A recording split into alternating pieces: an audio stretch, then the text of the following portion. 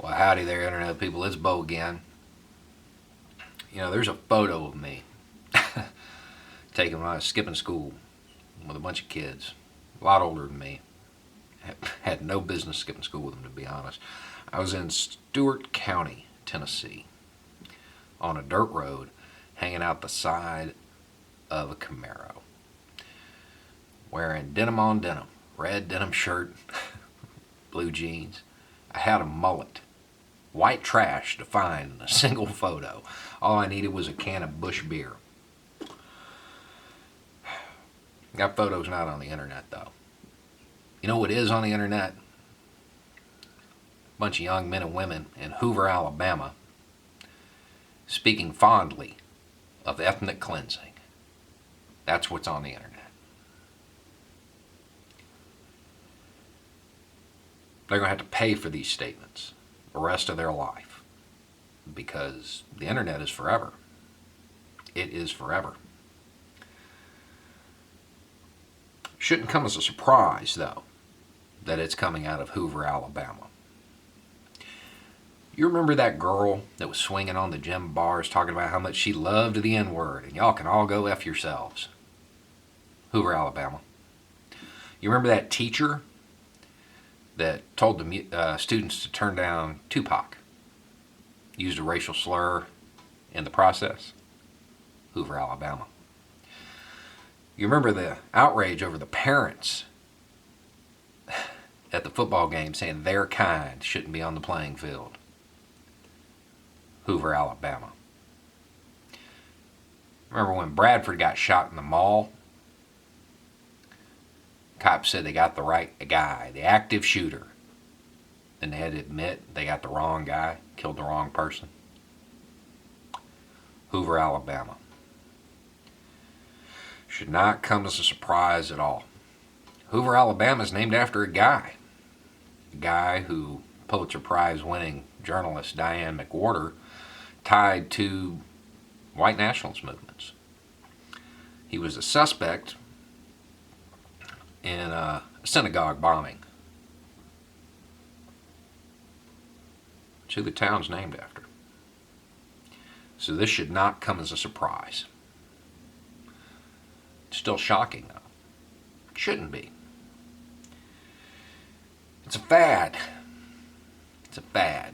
This uptick in racism is a fad.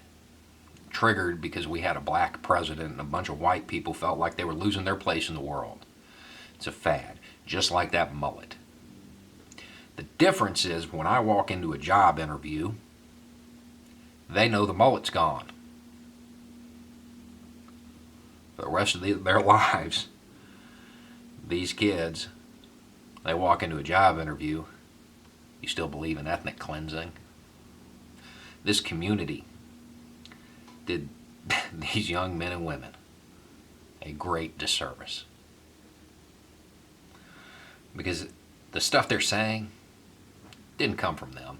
Did not come from these kids. Those talking points, they're old. They're old. That came from the community. It's what this community is creating. It's what this community is creating. The community won't have to pay for it, though. Be these kids. They'd probably be all right if they never leave Hoover, Alabama.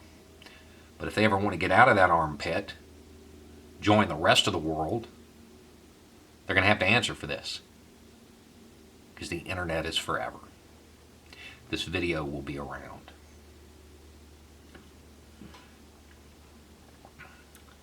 The nationalism used to create these statements. It's what nationalism does. Teaches you to take pride in things you had nothing to do with and hate people you've never met. Live in Hoover, Alabama. Have a problem with Jewish people? Really? How many could you possibly have met there? I don't even think there's a synagogue. Yeah. This tide of racism, it's going to ebb. This video won't.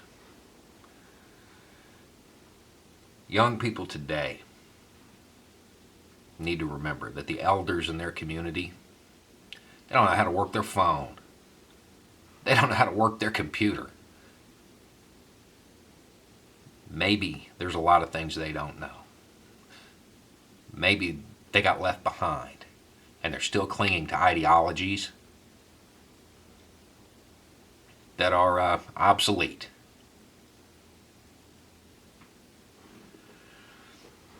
On one hand, I feel bad for them because everybody has some belief that they're ashamed of that they held when they were a teenager, if they've grown at all as a person.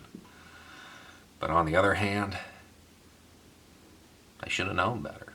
They should have known better. Society, they know that their elders in their community aren't always right. These kids know that. And they should have been able to discern what's right and wrong. It's the community's fault, but it's going to be these kids that pay for it. Anyway, it's just a thought. Y'all have a good night.